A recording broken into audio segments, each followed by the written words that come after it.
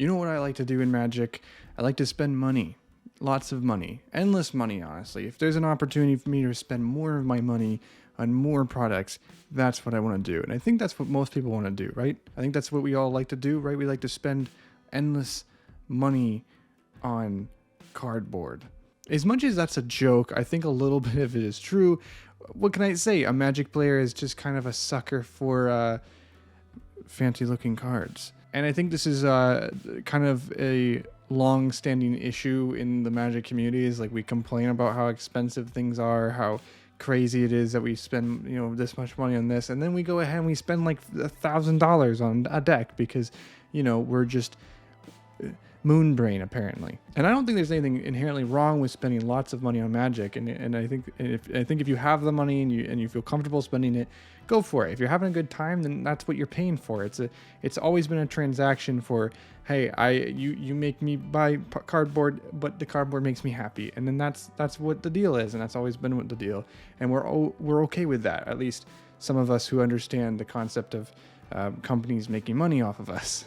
But recently there was a conversation that's been kind of going around, and it's been happening since something small that happened, in December, where, Magic may or may not have came out with Magic 30, and there was the whole, booster packs that were like $250 something for one, and then if you wanted the pack, it was $1,000. So the classic meme is $999 for proxies, which in the end of the day, I would just say, make it a little bit more simple for yourself and just say you're spending $1,000 on cardboard that isn't tournament legal. So there's that.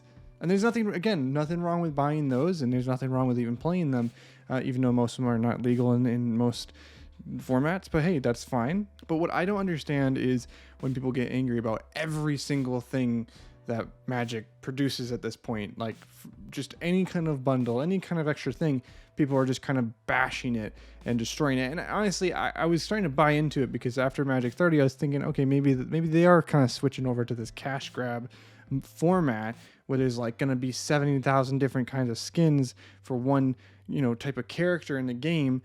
We know that Elesh Norn in the new All Will Be One got so many different, forms that it's like hard to keep track of how many different Elesh Norns there are. Yet somehow all of them are very expensive. So there is that. But with March of the Machine coming out now, and there being continued conversations about Lord of the Rings set having like tons of extra things, with the gift bundle and all the crap, and then the serialized soul rings, the serialized one ring. It's getting like it's gonna be. It seems like it's gonna be a constant conversation. So to kind of take a moment to wonder, hey, am I a dumb stupid man for defending Magic, for making 1,000 different skins despite or card types or whatever you want to call it? Do I want to defend Magic for making all these different types, or do I want to put my money where my mouth is and buy one of these like really crazy bundles or one of these crazy cards and see if it's worth it? See if it's really great. One thing that got a lot of controversy was the lovely All Will Be One completed edition bundle, and I happened to get one because why the heck not? I'm already in so much debt to Magic. It's $130 more. It's no big deal. Why not just go even deeper? The reality is, though, I was given this as a gift from my wife, and so I blame her for getting this. So it doesn't break my integrity. I didn't go ahead and just spend $130 on this, even though my wife bought it for me. So now I have it. And so I feel like that gets around the rule. And the thing is, I didn't go for a while now. I haven't really gone super hard against Magic 30. I'm angry about it just like everybody else is, but I didn't really carry that into this year. I didn't feel like it needed to be. And I've made a lot of videos where I don't think it was important to, really bring that into it. But this video just felt like it was time to kind of chat about it and ultimately kind of review if these bundles, these special bundles, because we know that every set had or most sets have a bundle come with them, right? And in those bundles, you get I think it's 8 set boosters, and then you get a cool die, I usually buy every single one of these. Like when they come out, their price point is just worth it for me because one, I want the die because I'm weird and I think that for whatever reason I need another one, and then I buy it and then I get like 8 packs and then I kind of just don't buy any more packs after that, or I try not to anyway, because I feel like that's my fill. Like I feel like that's what I needed and now I have it, and so why spend more money? Here I am now buying this like crazy whatever it is, complete edition, which is basically got all these oil slick cards. So how it turned out is it gave me 12 set boosters. So I got 12 regular set boosters, which was wild to open all those, and then one completed edition booster, if you will. And in this completed booster, you get, I think, you get 2 of each color land in these oil slick foil cards, and they are unbelievably cool looking. I already put them in all my decks, so I don't have them in my hands right now, but I'll show you a picture of them. They're really cool. Absolutely the coolest lands I've ever seen, which is a whole nother conversation about how lands are also, I feel like, starting to get a little bit overprinted. Like, right, there's like so many cool full art versions. So we'll chat about those briefly too. But the first thing I want to do is talk about the cards I have in hand right now, which is what I pulled. You get 2 cards, at least as far as I know, you get 2 cards from this pack that are not lands. So the first one I pulled, I'll show you the least of the 2. Sword of Forge and Frontier. I don't know if this is going to focus whatsoever with all the lights and everything. So I'll obviously have this up on the screen so you guys can see it in a little bit of a better view. It's hard because these are foil and they're just freaking hard to not reflect all over the camera. So forgive me if you can't see them super well, but these are not just, and something you won't actually notice is if you have these in your hand, you can feel the divots in it, or I guess the raised bits of it. So on the card, it has like actual raised art on it. So it is unbelievably fun to have these cards. They're very fun to hold. They feel unlike any other card I've ever felt. That sounds weird. I don't like that. Moving on. But they're also like really cool looking. They're just foil. They're just genuinely the coolest cards I've ever seen, or one of the top cards I've ever seen. And then this, of course, was the big pull. I will show it here, but I'll also show it again.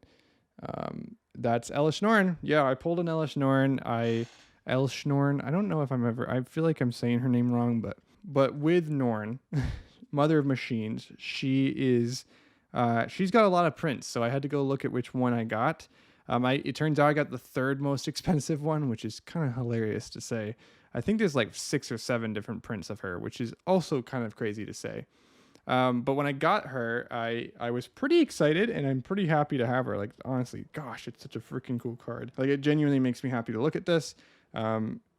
Yes, the dopamine was unreal when I opened this. I was pretty excited about it because, like, to pull an Elesh Norn out of one of these packs is kind of the freaking goal, right? Like, you just get the most value out of it. So maybe I'm a little biased because I actually turned out to get a really great pull from this.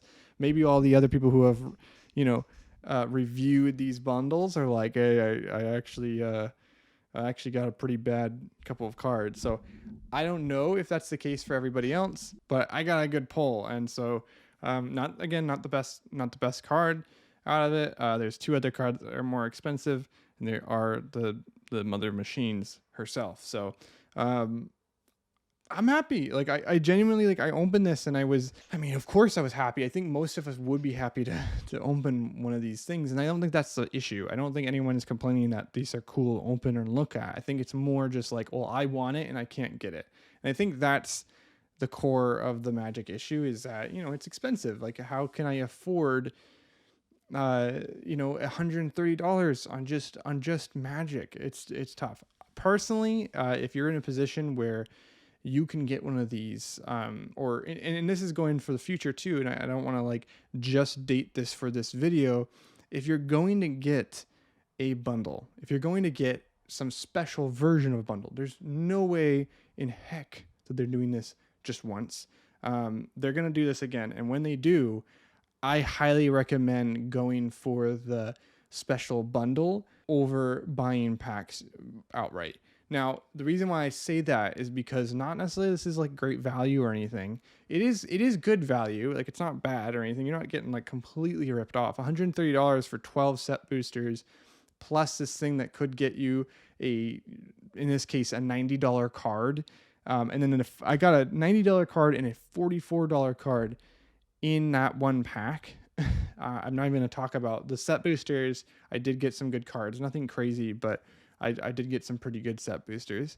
But the value that I get from just that one pack, no, I can't sell them for how much they're worth, but definitely their value is well over $100, right? So you're kind of making your money back, but that's not guaranteed. You could have gotten two really crappy versions from this, and you would have been sad. But the reality is that if you're someone who's very money conscious, you only have so much money to be spending, and you're not looking to be building a deck. First off, if you're not building in decks, and we're looking at this from a financial standpoint, where you're like, hey, I have money for set boosters and I have money for building decks.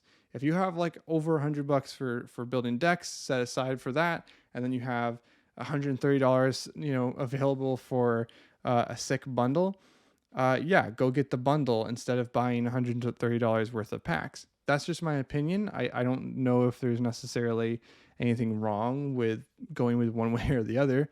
But I like the idea that when you buy one of these bundles, you know what you're getting, and you know that no matter what, you're getting an Phyrexian Arena in this case, where it's just a $2 card, but that's Phyrexian Arena is a really cool card, and it's cool that it came with it, right? Or you're gonna get a die out of it, and you like that die, and it's kind of cool to have like one of those oversized die. There's just some extra little benefits. Also comes with a bunch of lands, which I think is great for just if you're newer to the game and you want some lands. I don't know, or you like the lands from that set. It just makes sense to me. It really does. Now, again, if we're talking about just the regular bundles, those are even cheaper. Those are around anywhere from $60 to $40 for one of those bundles, depending on how good the set is. I don't see why you wouldn't pick one of those up. That's way cooler and more, valuable than just picking up a bunch of random packs because it's an impulse buy. So that's my thoughts. I don't know what Magic needs to do different in this area. I think people who are upset about this might just not be understanding the point of it. It's to get some more money, but also ultimately I think ultimately gives us some good decision making ability, right? Like when you buy packs, you might want to get something a little bit more out of it. Maybe you're not looking for just a couple packs or even a bunch of packs. Maybe you want some exclusivity out of it. I don't know. I think it's fair for people to want to try to check out the bundles. So as far as I said, I wanted to kind of end this conversation because I feel like people have been arguing about this type of stuff for a while. Is Magic going too far? Are they pumping out crap? Is the completed bundle trash? No, they're not. But is it expensive, and is it once again creating some more pressure for you to feel like you're having FOMO and you need to go pick up those things? I think it's up to you. I think that's how you look at it. I don't think you should panic and start buying everything that they're coming out with. But I think if you had the choice, you should, and you only could buy one of the things, right? A bunch of packs, maybe a couple collector boosters, the cheap $40 bundle or the completed bundle. Why wouldn't you go grab the completed bundle? It just seems like it kind of gets everything you want in one and could potentially get you lots of value.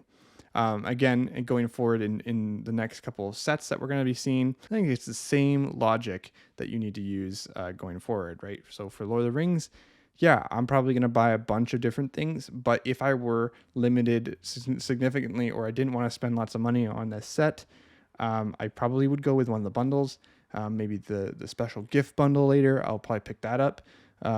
Yeah, those are things that I would recommend checking out because they are worth it value-wise. All right, I don't know if I helped you guys. I really hope that maybe this discussion can be the start of something more, because I do want to talk about some other things that people have been bringing up as a concern. One of those concerns is lands getting devalued? I don't know. I think those are things that we need to definitely check out. Yes, it is true that lands are starting to become a little bit different than they used to be. They're no longer annoying little basic lands that you don't care about anymore. They're genuinely always coming out with new dope lands. So where is that at? I think I'll do a follow-up video on that very soon. If you made it through this whole video, which I appreciate if you did, I'm just here talking about Magic, and I'm picking topics that I want to just go through. And in this case, yeah, I want to talk about the completed bundle. I didn't do a full review of it. I'm not going to show you every single bit of it. I think you should go open it for yourself. I think it's a good thing. It's good value. I recommend it, but I think it's the price fits what value it brings. So I mean, if you don't like the price, then it's just expensive, and that's maybe sucky. And a different for maybe some people that's the problem, right? Maybe why do I have to pay $130 for something? Good point. That's a very good point. That's it, guys. I'm just here to tell you about what's going on and what I think about it, and you should subscribe because I'm gonna do some more of it, and I'd love to hear what you guys want because you're important and I care about you, and I want to talk about Magic in some different angles. I don't want to just do the here's some new cards, here's some new things, and then just no one cares about it. So tell me what you're thinking. I would love to know. All right, guys. See you next time. Goodbye.